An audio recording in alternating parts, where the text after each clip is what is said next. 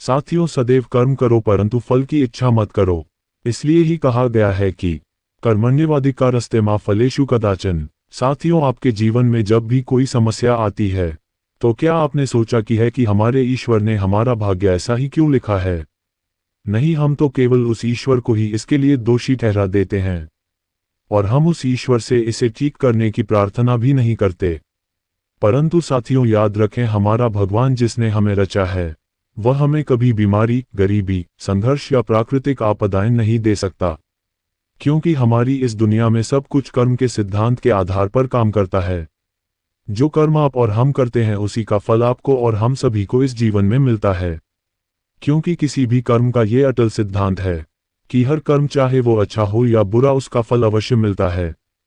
तो ये भी संभव है कि आपके आज के किए कर्म का फल आपको अगले जन्म में मिले।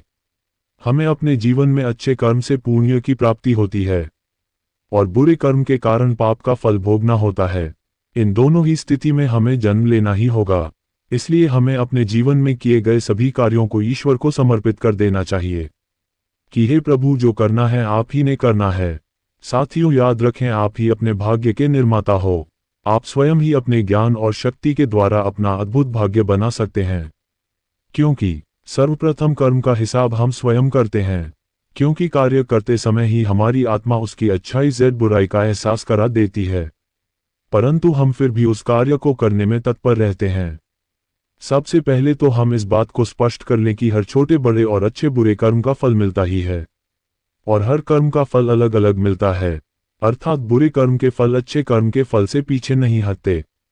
कुछ कर्मों के फल जैसे दैनिक दिनचर्या के कर्मों के फल तो साथ के साथ ही मिल जाते हैं, परंतु कुछ कर्मों के फल संचित हो जाते हैं और कुछ समय पश्चात इसी जन्म में या आने वाले जन्मों में प्रारब्ध के रूप में हमें मिलते हैं। वर्तमान में किए जा रहे कई कर्मों के फल हमें एक साथ नहीं मिलते, वही कर्म विभिन्न योनियों में भोगे जाते हैं। सबसे अंत में जीव अपने बचे हुए कर्मों को प्रारब्ध के रूप में लेकर मनुष्य योनि में आता है। अन्य योनियों और मनुष्य योनि में यह अंतर है कि जबकि अन्य योनियों में जैसे जैसे कर्म भोगे जाते हैं वे निरस्त होते जाते हैं, परंतु मनुष्य योनि में प्रारब्ध कर्म भोगे जाने पर निरस्त होते हैं, परंतु हर भोगे जाने वाला कर्म एक नए कर्म को पैदा करता जाता है। इस प्रकार यह चक्र अनंत काल तक चलता रहता है, जब तक जीव को मोक्ष की प्राप्ति नहीं हो जाती, अर्थात जब तक वह जन्म मरण के चक्र से छूट नहीं जाता। कर्म को प्रधान कहा गया है। किसी भी प्राणी का जन्म उसके कर्म के अनुसार होता है। लोग कर्म से महान बनते हैं, न कि बड़े कुल में पैदा होने से। इंसान छोटे या बड़े कुल में जन्म लेने से महान नहीं अपितु अच्छे कर्म करने से महान बनता है। कभी कभी हमारे बुरे या अच्छे कर्मों का फल हमारी संतानों को भी मिलता है। इसलिए हमें अपने हर पल में अच्छे और सकारात्मक फल देने वाले कर्म करने चाहिए, जिससे हमारे बच्चे स्वस्थ और खुश रहे। और यदि आप अपने जीवन में कर्मों के नियम को मानते हैं तो इस बात पर ध्यान न दें कि क्या कोई हमारे कर्मों का हिसाब रख रहा है। आप स्वयं अपने कर्मों का हिसाब रखिए।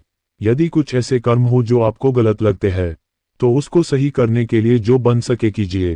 क्षमा, प्रायश्चित, भुगतान। किसी भी कर्म से पहले मानसिक कर्म भी जरूरी होते हैं। जब केवल विचार आता है, क्रिया नहीं होती, तो इस समय मन से उस कर्म को जांचिए।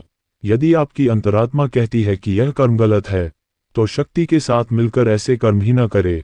कहते हैं न, ऊपर से कोई देखे न देखे, हम स्वयं को तो देख ही रहे हैं। हमारे अंदर भी तो वही परमात्मा है, वह हमारी आंखों से ही हमारे कर्मों का हिसाब रख रहा है। जी हाँ, अगर आप ईश्वर पर विश्वास रखते हैं तो आपका हिसाब ईश्वर रख रहे होंगे। यदि आप केवल खुद पर विश्वास रखते हैं तो आपके कर्म आपको याद दिलाएंगे कि आपने क्या अच्छा किया है और क्या बुरा। फिर किसी को हिसाब रखने की जरूरत नहीं, क्योंकि किसान जो बोता है वही काटता है। इसी तरह जैसा हम कर्म करते हैं वैसे ही संस्कार बनने लगते हैं, वैसी ही बुद्धि होने लगती है, और मनुष्य इस जन्म में तो उन्हें अपने पास रखता ही है, अगले जन्म में भी आत्मा उन बातों को लेकर के जाती है। तो सृष्टि में एक नियम बना हुआ है, उसी नियम के अनुसार कार्य होते रहते हैं।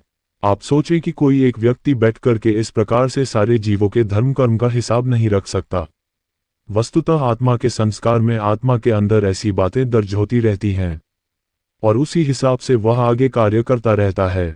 हम कई बार देखते हैं कि एक अच्छे परिवार में कोई खराब व्यक्ति जन्म ले लेता है, और उसका कोई सुधार नहीं कर पाता है। और कई बार बुरे परिवार में एक अच्छा व्यक्ति जन्म ले लेता है, उसको कोई खराब भी नहीं कर पाता। इसका कारण यही है कि आत्मा के अंदर जो संस्कार संचित हैं, जो उसकी भावनाएं संचित हैं, वह फलीभूत होती है।